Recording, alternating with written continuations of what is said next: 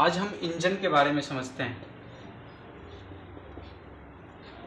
Engine या तो वो कार इंजन हो या तो वो मोटरसाइकिल इंजन हो। मोटरसाइकिल का जितना मॉडल आता है, हीरो का जितना भी मॉडल हो, होंडा का भी जितना मॉडल हो, टीवीएस का जितना मॉडल हो, बजाज का जितना मॉडल हो, अगर आप लोग चाहेंगे कि एक ही क्लास में ये सब इंजन सीख लेंगे, ऐसा नहीं होता है। अगर आप लोग बाइक रिपेयर का ट्रेनिंग ही लेना चाहेंगे, ऑल बाइक का आप ट्रेनिंग ही लेना चाहेंगे, तो आपको 2.5 महीने का समय देना पड़ेगा।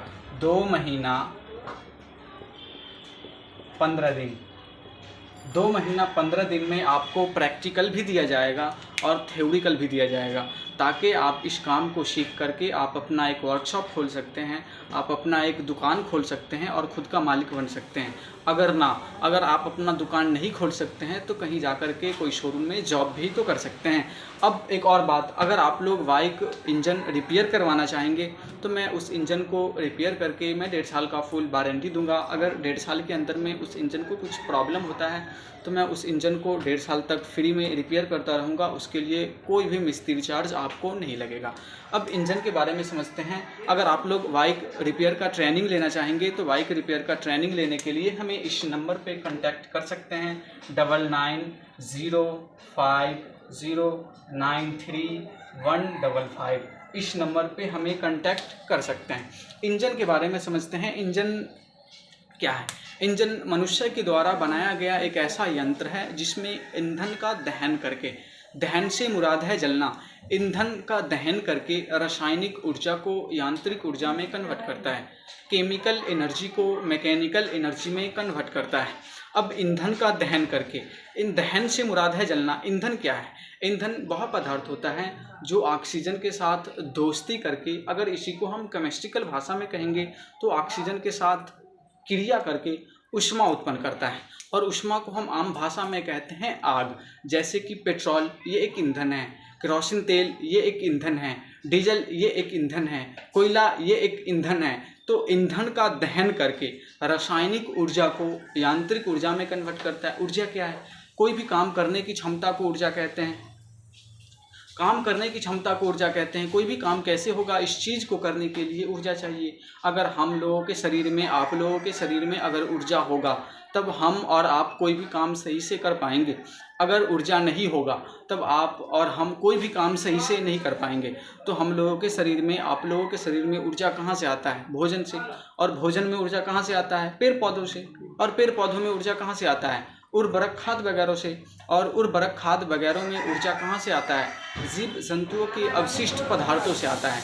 तो ये रिसाइकल चलता रहता है। जैसे हम लोगों को ऊर्जा चाहिए होता है चलने के लिए, इसी प्रकार इंजन को भी ऊर्जा चाहिए।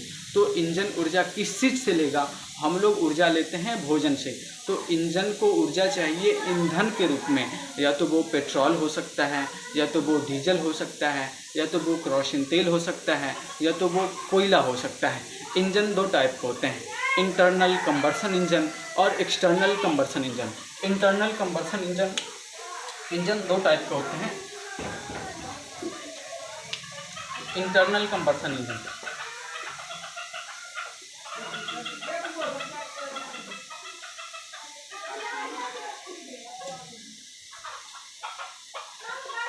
इंटरनल कंबशन इंजन, दूसरा external combustion engine.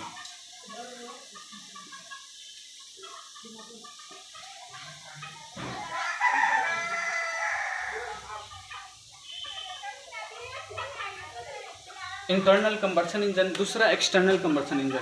Internal combustion engine को हम हिंदी में कहते हैं आंतरिक दहन इंजन, और एक्सटर्नल कंबशन इंजन को हम हिंदी में कहते हैं बाहरी दहन इंजन। तो इंटरनल कंबशन इंजन ये हमें पूरा पढ़ना है। जो 4 व्हीलर इंजन में जो यूज हो रहा है ये हमें इंटरनल कंबशन इंजन में पढ़ना है।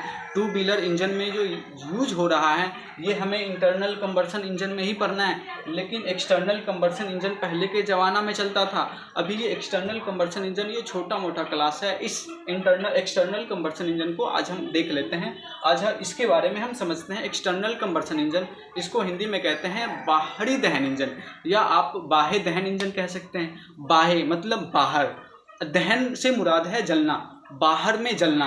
अब क्या चीज़ जलेगा? इसका खोज जेम्स वाट ने, एक वैज्ञानिक था जेम्स वाट, इन्होंने एक ये भाप इंजन का खोज किया था, इन्होंने क्या किया, एक बॉयलर लिया और इस बॉयलर को 2 कंपार्टमेंटों में बांट दिया।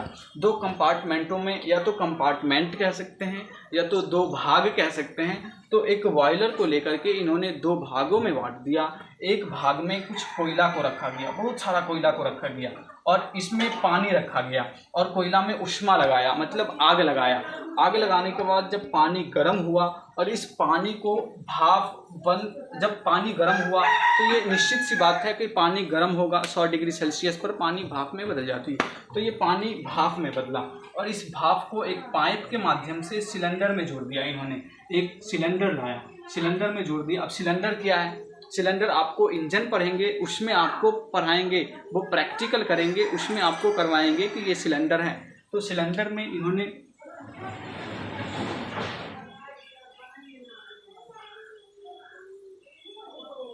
सिलेंडर में इस भाप, ये जो भाप है, इस भाप को इस पाइप के माध्यम से लाया। इन्होंने इस पाइप के माध्यम से भाप लाया और ये इस भाप जो है ये पिस्टन को दबाव डाला और पिस्टन नीचे गया और पिस्टन मूव करने लगा।